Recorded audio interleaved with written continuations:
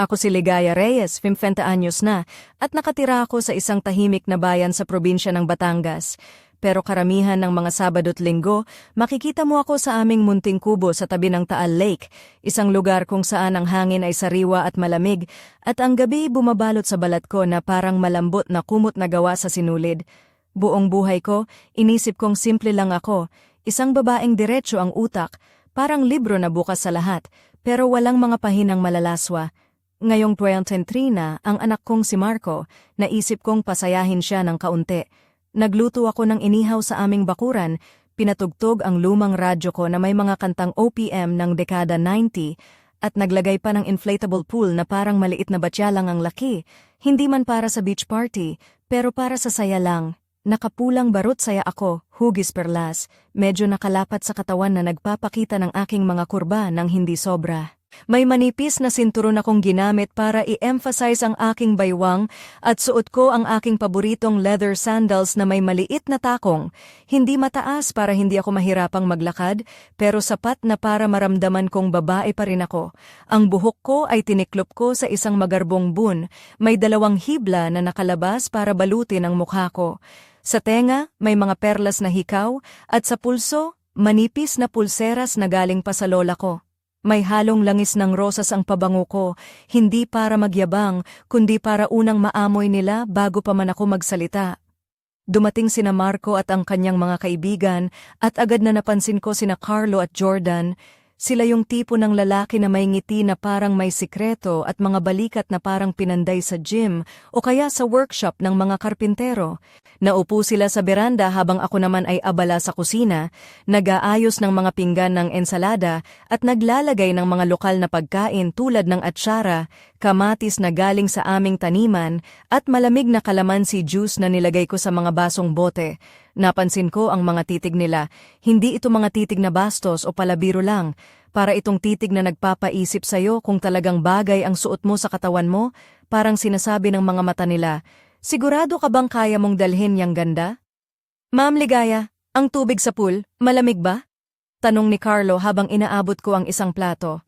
Yung tubig? Nako, parang galing sa freezer. Sabay tawa ko. Napansin kong bahagyang lumulutang ang aking saya sa tubig, parang gusto ng tubig na yakapin ang aking mga binti. Naging masaya ang gabi. Magpapainit tayo ng sabay, wika ni Jordan, na may tinig na malalim, parang kulog sa kalayuan. Napahawak ako ng bahagya sa hawakan ng inihaw ko, pero agad ko itong binawi. Lumakas ang tugtog ng radyo, nagtampisaw ang mga lalaki sa pool, nagkakatuwaan at nagkakagulo ng tubig. Ako naman ay patuloy na nagdadala ng pagkain, ngunit sa bawat pagdaan ko sa tabi ni Carlo at Jordan, ramdam ko ang init ng hangin na parang nagiging mas makapal sa paligid namin. Hindi dahil sa init ng gabi, kundi sa init ng kanilang mga titig. Tumayo si Carlo para tulungan ako sa mga pinggan.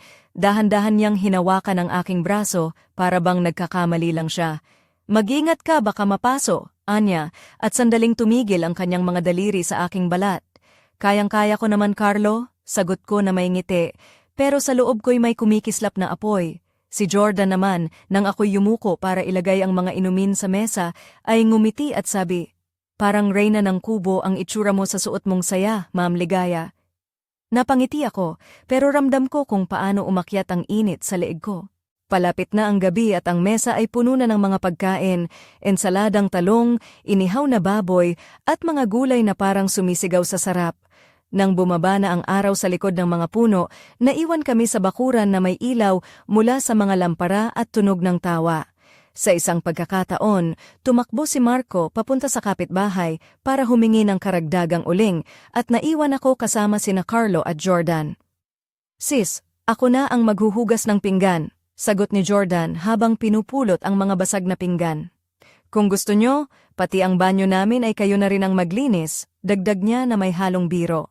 Ang banyo namin ay hiwalay sa kubo, isang maliit na kahoy na kwarto na may kalan at singaw, sapat lang para sa 3 tao na mahirap magkasya ng sabay-sabay. Inanyayahan ko silang dalhin ang mga kahoy. Ako na ang unang pumunta sa loob para buksan ang bintana at tingnan ang chimenea. Ang pulang saya ko ay medyo mainit para sa maliit na banyo. Dumikit ang tela sa aking mga tuhod. Lumapit si Carlo na may hawak na kahoy at nang maipit ang isang troso sa aking mga paa, naisip kong napakalapit ng kanyang hininga. Pasensya na, Ma'am Ligaya, medyo clumsy ako, wika niya. Walang problema, ang pagiging clumsy madalang mag-iwan ng peklat, sagot ko habang nangumingiti, hindi pinapansin ang init na unti-unting kumakalat. Si Jordan naman ay abala sa pagsasaayos ng kalan, paulit-ulit na nagtatanong kung tama ang ginagawa niya, palapit sa akin habang ginagawa iyon. Napuno ang maliit na banyo ng usok at amoy kahoy. Ang init at ang presensya nila ay kakaiba, hindi bastos, kundi malambing at may paggalang, isang kabataan na puno ng sigla at pagnanais. Nakakatuwa pala ang mga ganitong gabi, sabi ni Jordan habang naupo sa isang bangkito. Parang kalan ito, hindi sumisigaw, pero naglalabas ng init na malalim. Sinubukan kong pagtawanan siya, pero sa loob ko, may nagliyab na apoy na matagal ko nang hindi naramdaman. Sa gabing iyon habang pinapainit namin ang tubig para sa tsaa, may mga sandali na parang tumigil ang oras. Ang malamig na tubig ay nagdulot ng init sa mga puso namin. Ngunit biglang may tunog na malakas na pagbukas ng pinto. Si Marco ay bumalik dala ang uling at kami nagulat at nagkatinginan. Nasa pool kami, sagot ko habang tumatawa. Relax lang kayo, hindi tayo nagkakasala. Biro ni Carlo, ngunit alam naming may init na hindi mapigilan. Sa hangin ng gabi, naramdaman kong may nagsisimulang kwento na hindi pangkaraniwan, at sa likod ng mga ngiti at tawa, may lihim na naghihintay na malantad. Tapos na ang unang bahagi ng kwento. Kinabukasan, ginising ako ng mahinang sikat ng araw na sumilip sa bintana ng kubo namin sa Batangas. Ang unan ko ay may halong amoy ng rosas na langis, parang alaala ng gabing nagdaan. Dahan-dahan akong bumangon, sinara ang sinturong nakakapit sa pulang saya ko, at tumingin sa salamin. Ligaya, hindi ka pa rin nawawala, bulong ko sa sarili ko na may ngiting may halong kapangyarihan. Sa kusina, narinig ko ang malakas na tawa ni Marco at ng kanyang mga kaibigan.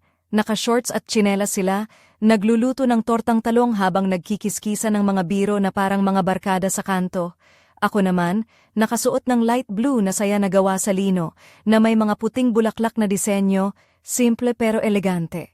Ang mga puting sandals ko ay bahagyang tumutunog sa punong sahig ng beranda at ang buhok ko ay nakabraid na may malambot na hibla na nakalabas na bumabalot sa mukha ko.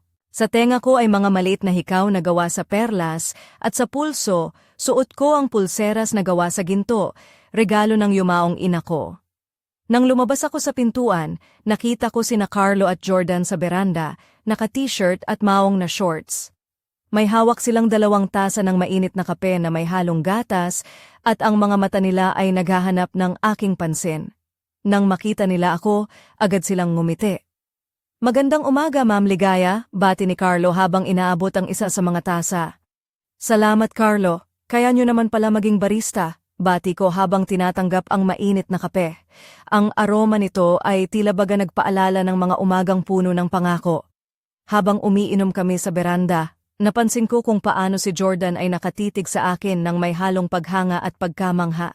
Ang mga bisig niya ay tila ba may lihim na lakas, at ang kanyang mga mata ay parang mga ilog na malalim na hindi mo agad matatagpuan ang dulo.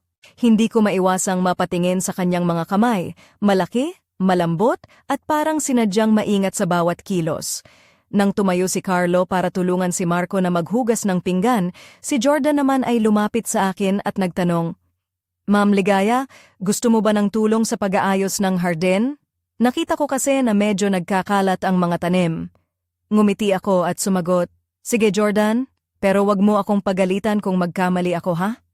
Habang naglalakad kami papunta sa hardin, naramdaman ko ang liwanag ng araw na dumadampi sa balat ko at ang simoy ng hangin na may halong bango ng mga bulaklak. Naka-pink na blouse ako na may mga burdang bulaklak sa mga manggas at suot ko ang puting palda na umaabot sa tuhod. Ang mga sandals ko ay may maliit na takong na nagpapadagdag ng kaunting taas at kumpiyansa sa bawat hakbang ko. Habang nagtatanim kami, napansin kong si Jordan ay malapit na malapit sa akin. Halos maramdaman ko ang init ng kanyang katawan. Alam mo, Ma'am Ligaya, sabi niya habang inaabot ang mga tanim, parang ikaw yung halaman na ayaw kong mawala sa hardin ko. Napangiti ako at sinabing, baka naman gusto mong maging hardinero ko. Napatawa siya, sige, promise tutulungan kita. pero kailangan mo rin akong turuan paano maging matatag. Sa mga sandaling iyon, nadama ko ang kakaibang koneksyon, isang init na hindi basta-basta mawawala sa puso ko. Ngunit sa likod ng mga ngiti at biro, may isang tanong na unti-unting sumisingit sa isip ko. Ano ba talaga ang hinahanap ko sa gabing iyon sa tabi ng lawa, at hanggang kailan ito tatagal? Habang tinatapos namin ang pagtatanim, napansin kong may mga anino sa gilid ng bakuran at parang may mga mata na nakamasid sa amin mula sa dilim ng mga puno. Ang gabi ay hindi pa dumarating, pero ramdam ko na may mga lihim na nagsisimulang magbukas. Natapos na ang ikalawang bahagi ng kwento. Pagdating ng hapon, bumalik ako sa kubo na may dalang isang basket ng mga bagong pitas na bulaklak mula sa hardin. Nakaputing saya ako na may tuldok na pula at suot ko ang aking paboritong tsinelas na gawa sa banig, simple ngunit may dating. Ang buhok ko ay maluwag na nakalaylay, may konting kulot sa dulo na nagpapakita ng natural na ganda. Sa leeg ko ay nakasabit ang maliit na kwintas na may palawit na puso, isang paalala ng mga panahong mas masaya at walang iniintinding problema. Habang naglalakad ako papuntang kusina, narinig ko ang mga tawa at usapan mula sa beranda. Doon ko nakita sina Carlo at Jordan, nakaupo sa luma at medyo kumukupas na mga upuan, hawak ang mga baso ng malamig na buko juice na may halong kalamansi. Nakamaong short si Carlo at ang kanyang t-shirt ay may nakasulat na "Isang araw sa Batangas", habang si Jordan naman ay nakasuot ng puting polo at beige na pantalon. "Ligaya, halika dito," tawag ni Carlo habang nakangiti. "Tulungan mo kami sa kwentuhan." Lumapit ako at umupo sa gitna nila. Ramdam ko ang init ng araw na pumapaimbulog sa balat ko, ngunit ang presensya nila ay tila nagbibigay ng malamig na simoy ng hangin. Habang nagkukwentuhan, napansin kong madalas silang magpalitan ng mga tingin, at may mga sandaling parang may gustong sabihin pero hindi nila magawa. "Alam mo, Ligaya," ani Jordan habang tumatango, "may mga bagay sa buhay na hindi mo inaasahan, parang isang bulalakaw na dumaan, mabilis, pero nag-iiwan ng liwanag na hindi mo makalimutan." Napangiti ako at sumagot, "Tila ba ikaw ang bulalakaw na yan, Jordan?" Natawa sila at nagbiro si Carlo. "Ah, Ligaya, wag kang masyadong matalim, baka mapaso." Habang tumatagal ang hapon, napansin ko ang mga mata ni Jordan na nakatingin sa aking leeg, sa lugar kung saan ang maliit kong kwintas ay dumudulas ng bahagya sa bawat hinga ko. Ang mga kamay niya, bagamat nakahawak sa baso, ay tila ba naglalakbay sa bawat detalye ng aking katawan sa isip niya. Sa sandaling iyon, naalala ko ang isang lumang kwento mula sa aking lola tungkol sa isang mahiwagang bulalakaw na nagdadala ng pag-asa at pagbabago. Ngunit hindi ko alam kung ang pagbabago ay para sa akin o para sa mga taong nakapaligid sa akin. "Ligaya, gusto mo bang umakyat sa bundok bukas?" tanong ni Carlo bigla, na tila ba gustong ilihis ang usapan. "Bakit hindi?" sagot ko. "Sana lang hindi ako mahirapan, hindi na ako kasing bata ng dati." "Walang problema, tutulungan ka namin," sabi ni Jordan na may ngiti. Habang papalapit ang gabi, napuno ng mga ilaw ang paligid ng kubo at ang hangin ay puno ng halimuyak ng mga bulaklak at kahoy na nasusunog sa kalan. Ngunit sa kabila ng katahimikan, may mga tanong pa rin na bumabalot sa akin. Ano ba talaga ang kahulugan ng gabing ito? At ano ang magiging kapalaran namin sa mga susunod na araw? No, tapos na ang ikatlong bahagi ng kwento. Pagdating ng gabi, nagbihis ako ng maingat, isang mapusyaw na lila na saya na gawa sa manipis na tela, kumikislap sa ilalim ng ilaw ng mga lampara sa beranda. Ang damit ay may mahabang manggas na bahagyang transparent na nagpapakita ng balat ng aking mga braso, habang ang leeg ay may maliit na butas na parang susi ng lihim. Nakasandalyas ako na gawa sa katad, may maliit na takong na nagpapadagdag ng alindog sa bawat hakbang ko. Ang buhok ko ay iniayos sa isang maluwag na bun, may ilang hibla na malayang bumabagsak sa paligid ng mukha ko na parang mga lambat ng panaginip. Habang naglalakad ako papunta sa bakuran, naramdaman ko ang malamig na simoy ng hangin na humahaplos sa aking balat, kasabay ng mga huni ng kuliglig at mga bahagharing ilaw mula sa mga parol. Sa mesa, naghihintay sina Carlo at Jordan, nakabarong Tagalog at barong pula, simple pero elegante, na bagay sa kanilang mga matipuno at malalaking balikat. "Ligaya, napakaganda mo ngayong gabi," bulong ni Carlo habang iniabot ang isang baso ng malamig na serbesa na may yelo. "Salamat, Carlo, para kang nagdadala ng hangin mula sa dagat," sagot ko na may ngiti. Habang umiinom kami, napansin ko ang mga mata ni Jordan na dahan-dahang dumudulas mula sa aking mga labi patungo sa aking leeg at bumabalik muli, palihim ngunit matindi ang tingin. Sa bawat sandali ang hangin ay nagiging mas mainit at ang paligid ay parang tumitigil sa paghinga. Habang nagkukwentuhan, bigla kong naalala ang isang biro na laging sinasabi ng aking tiyuhin kapag may mga bisita. Sa Batangas hindi lang ang alimasag ang matapang, mga tao rin. Napangiti ako at sinabi sa kanila, tiyuhin ko palaging sinasabi na dito sa Batangas, matapang ang tao, pati alimasag. Napatawa silang dalawa at tila ba nawala ang tensyon ng sandali. Ngunit habang lumalalim ang gabi, napansin kong may kakaibang lamig na bumabalot sa paligid, hindi dahil sa temperatura kundi sa isang bagay na hindi namin nakikita. Sa gilid ng bakuran may mga anino na parang dumudulas sa mga puno at narinig ko ang malabong bulong na tila ba nagbabanta.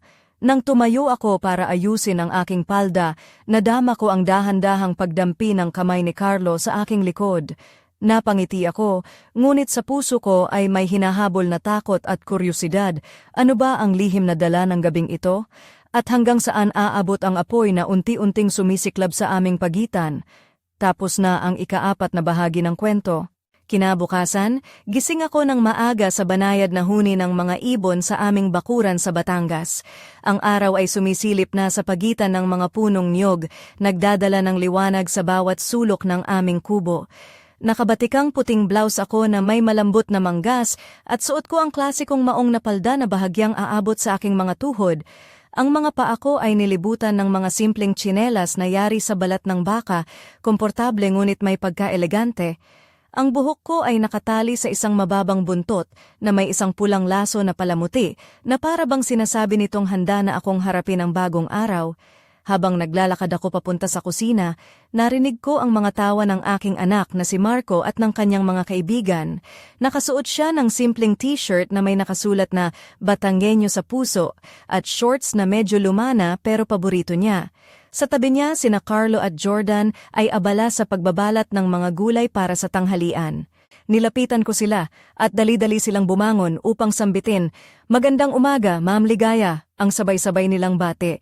"Magandang umaga din sa inyo," sagot ko na may ngiti habang iniabot ko ang basket ng mga bagong aning bulaklak mula sa hardin. "Sana makatulong ito sa inyo." Habang nagsisimulang magluto si Marco at ang mga kaibigan niya, lumapit si Jordan sa akin at nagtanong, "Ma'am Ligaya, gusto mo bang sumama sa amin mamayang hapon para maglakad sa paligid ng lawa?" Napangiti ako at sagot ko, "Sige, gusto ko yan. Pero baka pagod na ako, kaya sana huwag ninyo akong iwan."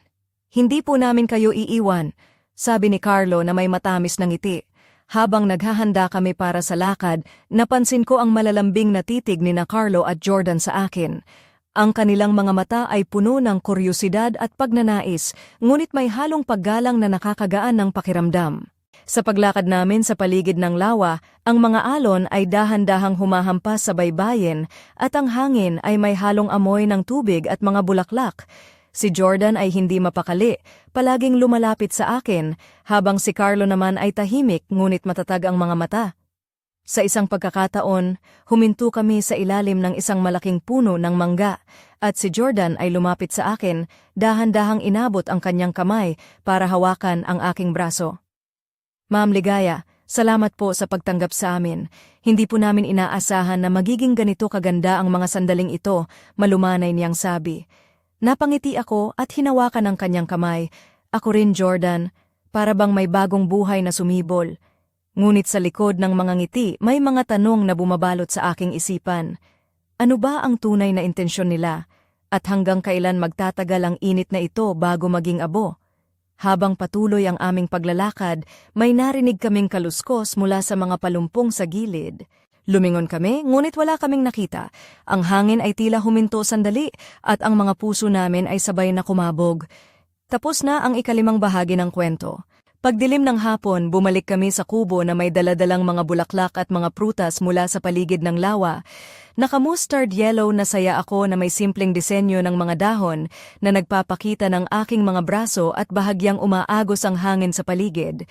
Sa paa ko ay suot ang mga flat na tsinelas na may mga palamuti ng maliit na perlas, isang kakaibang timpla ng kaswal at pormal. Ang buhok ko ay iniayos sa isang maluwag na side ponytail na may isang pulang hibla na nakatali na parang sinasabi nitong may apoy sa loob ng katahimikan. Sa beranda, naghahanda na sina Carlo at Jordan ng hapunan. Si Carlo ay nakaputing polo at maong, habang si Jordan naman ay naka-light blue na barong Tagalog na ang mga manggas ay bahagyang nakatiklop. Ang kanilang mga kilos ay mahinahon ngunit may taglay na init na palihim na bumabalot sa paligid. "Ligaya, tulungan mo kami dito," tawag ni Jordan habang inaabot ang isang tray ng mga pinggan. Lumapit ako at habang inaayos ko ang mga pinggan, naramdaman ko ang mga matang nakaangkla sa akin, hindi lamang mula sa kanilang mga mata, kundi pati na rin sa kanilang mga kilos.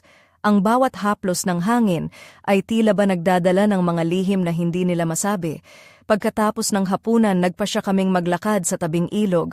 Nakaputing blouse ako na may malambot na tela at maong na palda na nagbibigay ng kaginhawaan sa akin habang naglalakad.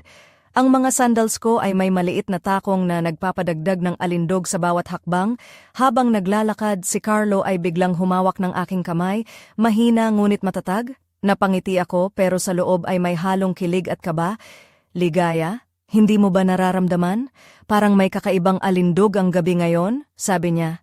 "Oo, Carlo, parang may apoy na unti-unting sumisiklab," sagot ko habang tumitig sa mga bituin sa itaas. Si Jordan naman ay lumapit mula sa gilid, inilagay ang kanyang kamay sa aking balikat, at dahan-dahang pinisil ito. "Hindi ito basta init ng gabi, Ligaya. Ito ang simula ng isang kwento na hindi mo inaasahan," wika niya. Habang naglalakad kami, napansin kong may mga anino na sumusunod sa amin mula sa dilim ng mga puno. Ang mga hakbang nila ay tahimik, ngunit ramdam ko ang presensya nila na parang mga lihim na nagbabantay. "May mga mata sa likod natin," bulong ko sa kanila. "Hindi tayo nag-iisa," sagot ni Carlo. Sa sandaling iyon, naramdaman ko ang isang malamig na hangin na dumaan at tila ba may mga tinig na nagbulong mula sa malayo. Mga tinig na nagbabala at nag-aanyaya sa amin sa isang misteryo na hindi pa namin lubos na nauunawaan. Tapos na ang ika-6 na bahagi ng kwento. Sa pagsapit ng gabi, nagbihis ako ng isang pulang saya na gawa sa sutla, na dumadaloy ng malambot sa aking mga hita, at may bahagyang hati sa gilid na nagpapakita ng hint ng balat. Ang itim kong sandal na may maliit na takong ay nagdadagdag ng dagdag na alindog sa aking bawat hakbang. Ang aking buhok ay maayos na nakabun, ilang hibla ang malayang bumabagsak sa gilid ng aking mukha habang ang mga hikaw kong perlas ay kumikislap sa liwanag ng mga kandila sa paligid. Sa gitna ng aming kubo sa Batangas, naghanda kami ng isang maliit na salu-salo. Si Carlo at Jordan ay nakabarong, elegante pero hindi masyadong formal, tila ba handa sa isang gabi ng mga lihim at kwento. Ang hangin ay banayad na dumaan. May halong bango ng mga bulaklak at usok mula sa maliit na apoy sa gilid ng bakuran. Habang nag-uusap, napansin ko kung paano naglalakbay ang mga tingin nila mula sa aking mga mata hanggang sa aking mga labi. At bumalik muli, tila ba nag-uusap ang mga ito ng walang salita. Sa bawat halakhak may katiting ng tensyon na hindi maipaliwanag. "Ligaya, napansin mo ba ang mga bituin ngayong gabi? Sila ang ating mga saksi," sabi ni Jordan habang nililingon ang langit. Napangiti ako at tumango. "Oo, at sila ang nagbabantay sa bawat lihim na ating tinatago." Biglang may kumatok sa pintuan ng kubo. Ang tunog ay matalim at hindi inaasahan sa katahimikan ng gabi. Lumingon kami, at si Marco ay dahan-dahang bumukas ng pinto, may dalang isang liham na medyo lumana ang mga gilid. "Anong ito, anak?" tanong ko. "Hindi ko rin po alam, ina. May nakapaskil sa gate kanina, at ito ang iniwan nila," sagot niya habang iniaabot ang sulat. Binasa namin ang liham ng sabay-sabay. Nakasulat dito ang isang babala. "Ang init ng gabi ay may kapalit. Mag-ingat kayo sa mga matang nagmamasid sa dilim." Nagkatinginan kami ni Carlo at Jordan, at sa kabila ng katahimikan, ramdam namin ang bigat ng mga salita. Ang gabi ay tila naging mas madilim, at ang mga anino ay mas mahaba. "May mga bagay na hindi natin dapat galawin," bulong ni Carlo. Ngunit sa puso ko, alam kong hindi ito ang katapusan. May mga lihim na kailangang mabunyag, mga apoy na kailangang sindihan, kahit na ito ay magdulot ng panganib. Habang nakaupo kami sa beranda, ang mga mata namin ay nakatuon sa dilim ng paligid, naghahanap ng sagot sa mga tanong na walang kasagutan. At sa likod ng mga bituin, isang lihim ang nakatitig sa amin, naghihintay na mabuksan. Tapos na ang ikapitong bahagi ng kwento. Pagdating ng madaling araw, gising ako sa malamig na simoy ng hangin na pumapasok sa bintana ng aming kubo. Nakaberde akong damit na gawa sa manipis na tela, na dahan-dahang yumuko sa bawat galaw ng hangin, at suot ko ang puting tsinelas na may maliit na palamuti sa dulo. Ang buhok ko ay maluwag na nakabuhol, na may ilang hibla na bumabagsak sa balikat ko, na para bang sinasariwa ang mga alaala ng nakaraang gabi. Lumabas ako sa beranda, at sa liwanag ng buwan, nakita ko sina Carlo at Jordan na nag-uusap ng mahina sa tabi ng apoy. Si Carlo ay nakasuot ng simpleng puting polo at maong, habang si Jordan ay naka-light gray na barong na ang mga manggas ay bahagyang nakatiklop. Magandang umaga, Ligaya, bati ni Carlo na may mahinahong ngiti. Magandang umaga rin, sagot ko, habang nilalapitan sila. Napansin kong may bigat sa kanilang mga mata, tila ba may mga bagay silang itinatago. May nais kaming ipaalam sa'yo, ani Jordan na may seryosong tono. Hindi lang basta gabi ang nagdala sa atin dito, may isang lihim na bumabalot sa lugar na ito at kailangan nating malaman ang buong katotohanan. Napatingin ako sa kanilang dalawa at naramdaman ko ang pangamba at kuryosidad na magsasanib. Anong lihim? Tanong ko habang hinihigpitan ang hawak ko sa aking pulseras. May isang alamat tungkol sa isang kayamanang nakabaon sa ilalim ng lawa, paliwanag ni Carlo. Sinasabing may mga taong nagtatangkang kunin ito at hindi lahat ay ligtas. Naramdaman kong bumilis ang tibok ng puso ko. At ano ang kinalaman ko rito? May mga bagay sa'yo, Ligaya, na mahalaga sa kwentong ito, sagot ni Jordan. Hindi mo pa alam, pero ikaw ang susi. Habang pinapakinggan ko sila, naramdaman ko ang malamig na hangin na dumaan at ang mga anino sa paligid ay tila ba lumalapit. Handa ka na ba? Tanong ni Carlo. Hindi ko alam, sagot ko nang may halong kaba at tapang. Pero handa akong harapin ang anumang mangyari. Sa likod ng mga bituin, ang kwento ay nagsisimula pa lamang. At sa bawat hakbang namin, ang misteryo ay lalong lumalalim. Tapos na ang ikawalong bahagi ng kwento. Sa pagsapit ng hapon, nagbihis ako ng kulay abong blusa na may maikling manggas, na malumanay ang daloy ng tela sa aking mga braso. Ang puting palda na bahagyang umaabot sa aking mga tuhod ay may simpleng disenyo, habang ang mga puting sandals ko ay kumikinang sa ilalim ng araw. Ang buhok ko ay naka-braid na may pulang laso, nagbibigay ng kaakit-akit na timpla ng kabataan at pag-asa. Nagtipon kami sa tabi ng lawa, dala ang mga gamit para sa paghahanap ng kayamanan na ibinigay ni Carlo. Si Jordan ay nakasuot ng navy blue na polo at maong, habang si Carlo naman ay nasa puting t-shirt at shorts. Ang kanilang mga mata ay puno ng determinasyon, ngunit may mga lihim na hindi pa nila kayang ipahayag. Habang nagsisimula kaming maghukay sa isang bahagi ng tabi ng lawa, naramdaman ko ang init ng araw sa aking balat. Ngunit higit pa rito, naramdaman ko ang init ng mga titig nila sa akin, tila ba hindi lang kayamanan ang hinahanap namin. Sa isang sandali, napansin kong si Jordan ay lumapit sa akin at dahan-dahang hinawakan ang aking kamay. Ligaya, hindi ka nag-iisa sa laban na ito, sabi niya. Napangiti ako at hinawakan ang kanyang kamay ng mahigpit. Alam ko, Jordan, at salamat sa pagkakaroon mo rito. Ngunit sa likod ng aming pagtutulungan, may isang anino na palihim na sumusubaybay sa bawat galaw namin. Isang pangkat ng mga tao na tila handang pumigil sa amin anumang paraan. Biglang may narinig kaming mga yabag mula sa kagubatan at ang mga puso namin ay sabay-sabay na kumabog. Dapat tayong maghanda, wika ni Carlo. Habang papalapit ang dilim, ang aming paghahanap ay naging isang laro ng pagtatago at paghahanap, hindi lamang ng kayamanan, kundi pati na rin ng katotohanan. Tapos na ang ikasiyam na bahagi ng kwento. Sa huling gabi sa aming kubo sa Batangas, isinuksok ko ang aking sarili sa isang mahabang itim na bestida na gawa sa satin na dahan-dahang sumusunod sa bawat kurba ng aking katawan. May maliit itong hiwa sa gilid na nagpapakita ng aking binti at ang mga itim na sapatos na may takong ay nagdagdag ng kakaibang alindog sa aking kilos. Ang buhok ko ay naka-low bun, nilagyan ng pulang bandana bilang pang-akit, habang ang mga hikaw na perlas ay kumikislap sa liwanag ng mga kandila sa paligid. Sa mesa, naghanda kami ng mga pagkain at alak. Si Carlo at Jordan ay nakaputing barong na may mga burda, elegante at puno ng kumpiyansa. Ang hangin ay malamig at ang mga bituin ay kumikislap sa itaas, na parang mga matang nagmamasid sa bawat galaw namin. Habang nag-uusap kami, bigla akong nakaramdam ng matinding titig mula sa isang sulok ng bahay. Napatingin ako, ngunit wala akong makita.